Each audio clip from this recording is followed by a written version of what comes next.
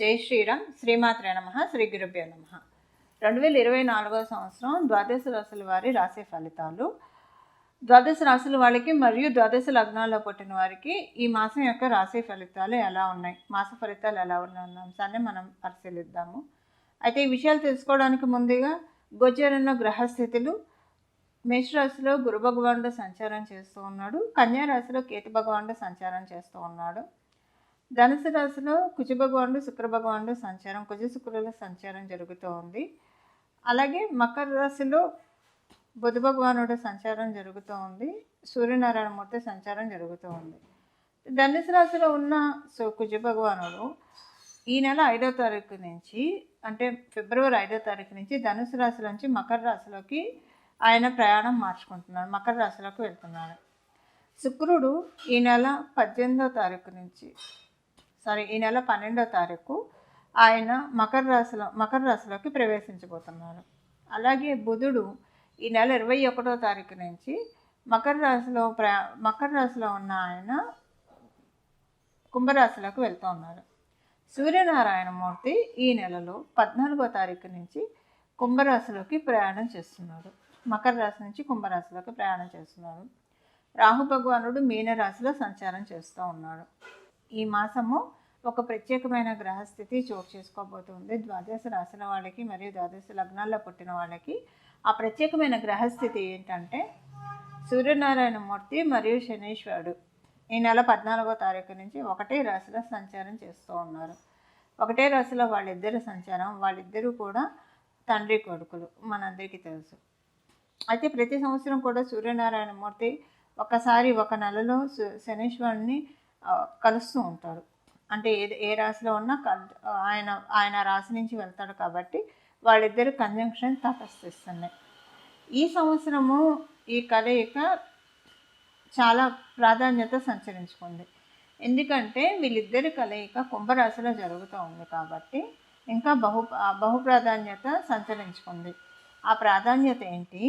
ఆ ప్రాధాన్యత వల్ల ద్వాదశ రాశుల వాళ్ళకి, ద్వాదశ లగ్నాల వాళ్ళకి ఎలాంటి ఫలితాన్ని వీళ్ళిద్దరూ కలిసి ప్రసాదించబోతున్నారు తదితర విషయాలన్నీ, ఒకవేళ మీకు అనుకూల స్థానాల్లో లేకపోతే కనుక ఏ రెమెడీ చేసుకోవడం వల్ల ఈ ఫలితాన్ని మీరు అందుకోగలుగుతారన్న అంశాలన్నీ కూడా మనం ఒకసారి తెలుసుకోవడానికి ప్రయత్నిద్దాం. ధనుస్సు రాశి మరియు ధనుస్సు లగ్నంలో పుట్టిన వాళ్ళకి ఈ వారం మీకు అంటే మీ టైం అంతా కూడా మాటే ఇప్పుడు మనకి చాలా చేస్తూ ఉంటాము. ఏదైనా ఒక పని చేయాలంటే పెట్టుబడి కావాలి. ఒకవేళ ఒక ఇల్లు కొనుక్కోవాలన్నా దానికి మనం డబ్బులు కట్టాలి. ఏదైనా బిజినెస్ స్టార్ట్ చేయాలంటే పెట్టుబడి ఉండాలి.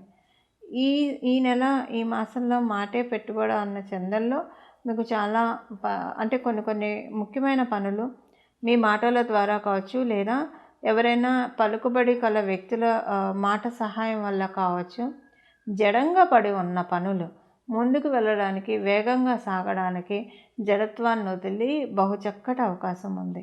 అలాగే ఈ వారం మీకు భుజానికి కాలర్ బోన్ ఇష్యూస్ రావడానికి అవకాశం ఉంది. షోల్డర్ పెయిన్ కావచ్చు, మోకాళ్ళ నొప్పులు కావచ్చు, ఇలాంటివి ఏవైనా రావడానికి మీకు కావచ్చు, లేదా మీ ఇంట్లో వాళ్ళకి కొంత అవకాశాలు కనిపిస్తూ ఉన్నాయి. సో ఈ విషయంలో కొంచెం మీరు చూసుకోవాలి. ఏదైనా చిన్నది వచ్చినా సరే వెంటనే దాన్ని రెక్టిఫై చేసుకోవడానికి ప్రయత్నించండి. తండ్రి గారి ఆరోగ్యం పట్ల కొంచెం చిన్న తండ్రి గారికి ఆరోగ్య సమస్యలు వచ్చే అవకాశం ఉంది. మీకు కనుక తండ్రి గారు లేకపోతే మీ పై అధికారులతోటి చిన్న చిక్కులు సమస్యలు వచ్చే అవకాశం ఉంది. ఒకవేళ మీరు ఉద్యోగస్తులు కాకపోతే వ్యాపారస్తులు అయితే కనుక ఈగో క్లాషెస్ వల్ల ఏమైనా ప్రాజెక్ట్స్ చివరి దాకా వచ్చి చేజారిపోయే అవకాశం ఉంది.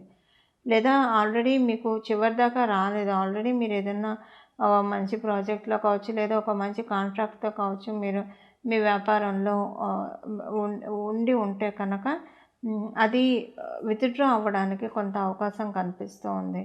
సో కొంత మిమ్మల్ని పక్కన పెట్టే అవకాశం కనిపిస్తుంది. ఈ విషయంలో కొంచెం జాగ్రత్త వహించాల్సిన అవసరం ఎంతైనా ఉంది.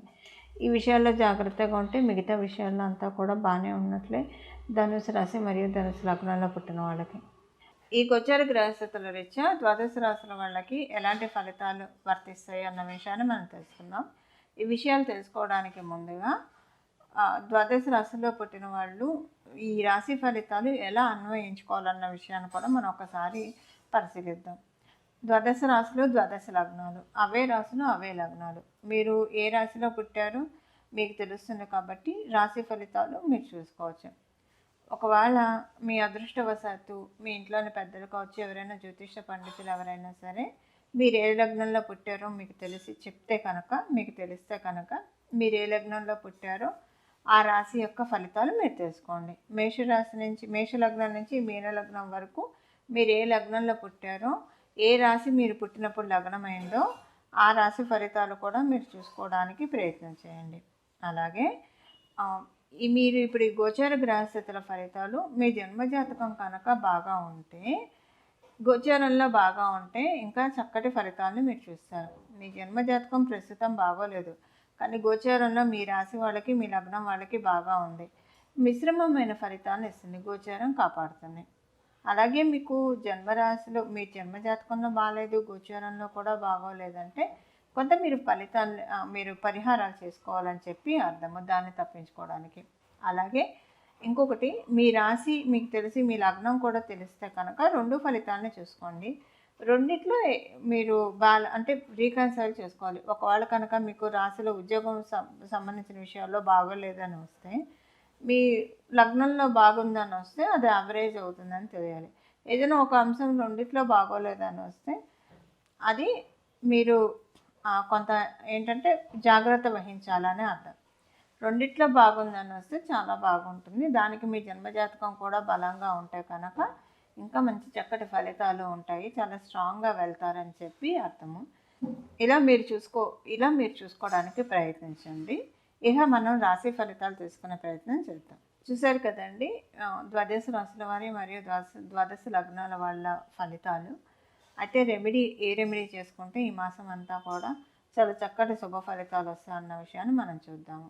ఈ ద్వాదశ రాశుల వాళ్ళకి ఈ ఫలితాల రీత్యా ఏ పరిహారం చేసుకుంటే ఈ మాసం అంతా కూడా సానుకూలంగా ఉంటుంది అన్న అంశాన్ని మనం ఒకసారి చూద్దాం. మీరు ఏ రాశిలో పుట్టినా సరే, ఏ లగ్నంలో పుట్టినా సరే, మనకి మెయిన్ ఏంటంటే మన జీవితాల్లో మనం పొద్దున్నే లేస్తే ఇంత వెలుగు ఉందంటే, ఇంత ప్రకాశంగా మనకి డే అంతా వెళ్తుందంటే దానికి కారణం కేవలంగా సూర్యనారాయణమూర్తి కుంభరాశిలోకి ఈ మాసంలోకి రాకపోతూ ఉన్నారు. అందువల్ల సూర్యనారాయణమూర్తి కుంభరాశిలోకి రావడం అనేది నిజంగా చాలా స్పెషల్ థింగ్. కుంభరాశిలోకి ఆయన వచ్చి ఆయన సింహరాశి మీద పరిపూర్తి దృష్టి పెడతాడు కాబట్టి ద్వాదశ రాశుల వాళ్ళకి, అలాగే ద్వాదశ లగ్నాల వాళ్ళకి కూడా మీ పేరు ప్రతిష్టలు ఇనుమడింప చేసుకోవడానికి ఈ మాసంలో చేసే ఈ పరిహారము చాలా చక్కగా ఉపకరిస్తుంది. ఆ పరిహారం ఏంటో మనం ఒకసారి తెలుసుకోవడానికి ప్రయత్నిద్దాము.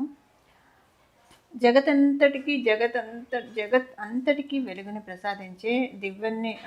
ప్రసాదించే సూర్యనారాయణమూర్తిని చరణాన్ని ఈ మాసం అంతా కూడా మనం ఆశ్రయించాలి. అయితే ఎవరైతే రోజు విష్ణు సహస్రనామాన్ని చదవగలిగిన వాళ్ళు విష్ణు సహస్రనామాన్ని చదవడము, కొంతమందికి విష్ణు సహస్రనామాన్ని చదవడం రాదు. అలాంటప్పుడు మనందరికీ తెలుసు, అందులో ఉన్న చిన్న శ్లోకము శ్రీరామ రామ రామేతి రమే రామే మనోరమే సహస్రనామ తత్తుల్యం శ్రీరామనామ వరానని. ఈ శ్లోకాన్ని చదువుకున్నా కూడా పూర్తి విష్ణు సహస్రనామాలు చదివిన ఫలితం మనకు వస్తుంది. ఇది చదవడం కన్నా ప్రయత్నించండి. సూర్యనారాయణమూర్తి చాలా బలంగా ఉన్న ఈ సమయంలో, అంటే సింహరాశి మీద ఆయన పరిపూర్తి దృష్టి పెట్టిన ఈ శుభ సందర్భంలో అందరూ కూడా శ్రీరామచంద్రమూర్తిని ఎంత బాగా ఆరాధిస్తే అంత చక్కటి శుభ ఫలితాలు వస్తాయి. ఎందుకు శ్రీరామచంద్రమూర్తి అని చెప్తున్నానంటే, ఇక్ష్వాకుల వంశానికి చెందినవాడు శ్రీరామచంద్రమూర్తి. ఇక్ష్వాకుల వంశానికి దైవము, కులదేవత, అధిదైవము సూర్యనారాయణమూర్తి. అందువల్ల మనం ఈ మాసం అంతా కూడా సూర్యనారాయణమూర్తి ఇచ్చే చక్కటి శుభ ఫలితాన్ని మనం అందుకోవడానికి, మంచి పేరుని సంపాదించుకోవడానికి, సంఘంలో గౌరవ మర్యాదలు సంపాదించుకోవడానికి, దీనికంతటికీ కూడా ఈ నెలంతా కూడా శ్రీరామచంద్రమూర్తి ఆరాధన చేయడము, విష్ణు సహస్రనామాలు చదవడము, మీ ఇంటి దగ్గర కనుక శ్రీరామచంద్రమూర్తి ఆలయం ఉంటే ఆలయ సందర్శనం చేయడము, ఇవన్నీ చేయగలిగితే కనుక చాలా చక్కటి శుభ ఫలితాలు ఈ మాసంలో మీకు అందడానికి చాలా చక్కటి అవకాశం ఉంది. ఈ మాసంలో మీరు చేసే ఈ పరిహారం వల్ల రాబోయే మాసాల్లో కూడా కొన్ని మంచి ఫలితాలను చూడటానికి చక్కటి అవకాశం నిస్సందేహంగా ఉంటుంది. మంగళం. నమో భగవతే వాసుదేవాయ.